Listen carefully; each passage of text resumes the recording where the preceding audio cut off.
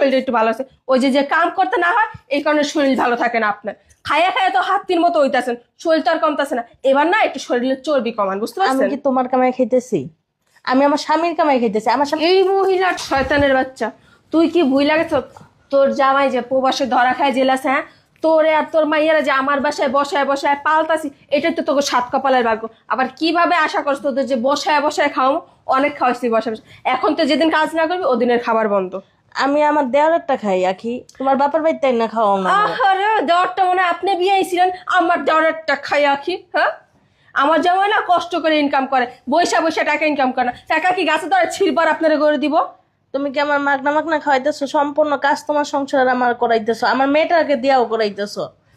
আমি যদি একটা কাজের লোক রাখতাম না, মাস শেষে আমার 5,000 টাকা দিয়ে দিলে হয়ে যেত, বুঝতে পারছো?